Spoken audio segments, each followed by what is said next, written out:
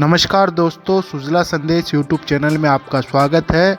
उपचुनाव के लिए नामांकन प्रक्रिया शुरू होने के दूसरे दिन तक बीजेपी कांग्रेस ने अधिकृत प्रत्याशियों की घोषणा नहीं की।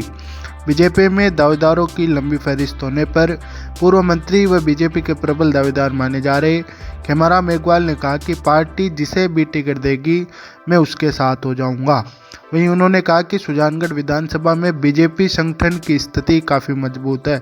उन्होंने सुजानगढ़ सीट से बीजेपी के जीतने का दावा किया। साथ ही राज्य सरकार की 2 साल की नीतियों का विरोध करते हुए कहा कि कांग्रेस सिर्फ बजट में थोथी घोषणाएं कर रही है। बजट में वित्तीय प्रावधान नहीं होने के बाद भी सुजानगढ़ विधानसभा क्षेत्र को लेकर अनेकों घोषणाएं की है। उन्होंने कहा कि 25 मार्च तक बीजेपी अपने प्रत्याशियों की घोषणा कर सकती है। आपको बता दें कि भाजपा में विधानसभा प्रधान संतोष मेघवाल, बीएल भाटी, भगवान स्वरूप सहित 11 नेता टिकट मांग रहे हैं। आगे देखिए और क्या कहा पूर्व मंत्री खेमाराम मेघवाल ने। वह खबरों से अपडेट रहने के लिए बने रहिए सुजला संदेश के साथ। संगठन की बराबर बैठकें चल रही है और निश्चित रूप से संगठन ने जो जिस ढंग से बैठकें चल रही है तो मुझे विश्वास है कि 25 तारीख से पहले पहले ये संगठन अपना प्रत्याशी घोषित कर देगा। बीजेपी बहुत ही मजबूत है और निश्चित रूप से आने वाले चुनाव भारतीय जनता पार्टी यहाँ से विजयी होगी। और जिस ढंग से भारतीय जनता पार्टी के कार्यकर्ता अभी आपने देखा है पिछले 2 महीने से गांव-गांव, घर-घर और पन्ना प्रमुख तक पहुँचे हैं, तो इसका हमें रिजल्ट मिलेगा और निश्चित रूप से भारतीय जनता पार्टी यहाँ से जीतेगी। आप अपनी दावेदारी कितनी मजबूत मानते हैं? मैं तो भारतीय जनता पार्टी का एक साधारण कार्यकर्ता हूँ। मैंने यहाँ से 2 बार मैंने यहाँ से पंचायत आपके नगर परिषद का चुनाव लड़ा। मैं जिला परिषद का भी चुनाव लड़ा। अभी भी आपने देखा है कि 4 चुनाव मैंने विधानसभा का भी लड़ा है, उसमें से 2 चुनाव जीता भी हूँ। और मैं पिछले 30-35 साल से लगातार ग्रामीण क्षेत्र और शहरी क्षेत्र के अंदर मेरी प्रयास यही रहता है कार्यकर्ताओं के बीच में जाऊं और उनके क्षेत्र के विकास के लिए संभावना तलाश करके उसमें विकास करने का प्रयास करता हूं। सर, जैसे कि जो कांग्रेस के संभावित प्रत्याशी मनोज मेघवाल वो कह रहे कि उनके पिता ने 2 साल में इतने विकास कार्य किए और बजट में भी सीएम ने खूब घोषणाएं की है, तो बजट घोषणाओं को किस रूप से देखते हैं?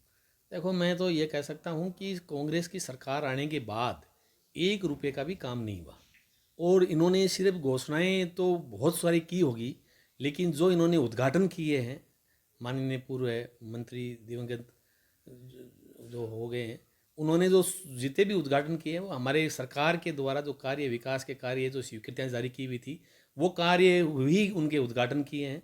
बाकी सरकार के आने के बाद एक भी नया कोई स्वीकृति जारी नहीं किया है। अभी जो सड़कें जो बन रही है वो पीएमजीएसवाई के अंदर बन रही है, वो भी उनका कोई लेना देना नहीं है।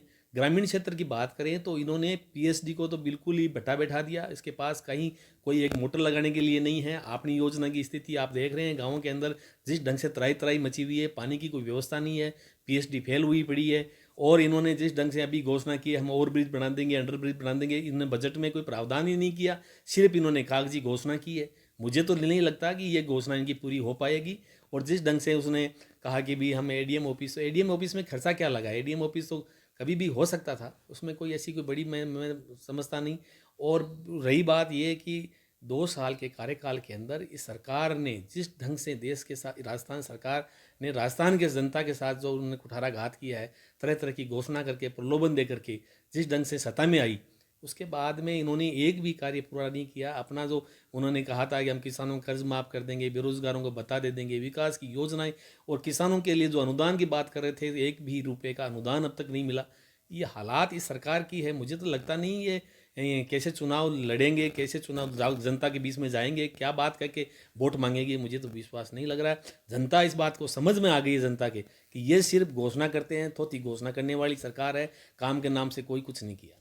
सर, अगर आपको पार्टी मौका देती और आप विधायक बन जाते हो तो आपके क्या विजन रहेंगे क्षेत्र को लेकर? मैं इस क्षेत्र के अंदर इस सरकार के द्वारा जिस ढंग से 2 साल में जो काम के प्रति सरकार निकरापन रहा है इनका, मैं सरकार को वहाँ विधानसभा में पूरी कोशिश करूँगा और सरकार के द्वारा यहाँ जिस ढंग से यहाँ विकास के काम कैसे हो सकते हैं उसके लिए मैं प्रयास करूँगा।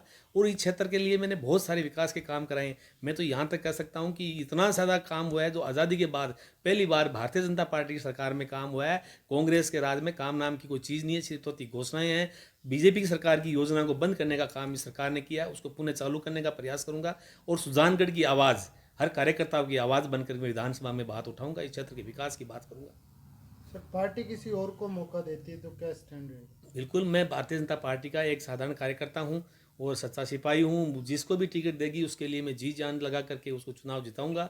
और यहां से भारतीय जनता पार्टी किसी को भी टिकट दे दे, वो भारतीय जनता पार्टी ही यहां से चुनाव जीतेगी, ये मुझे पूर्ण विश्वास है।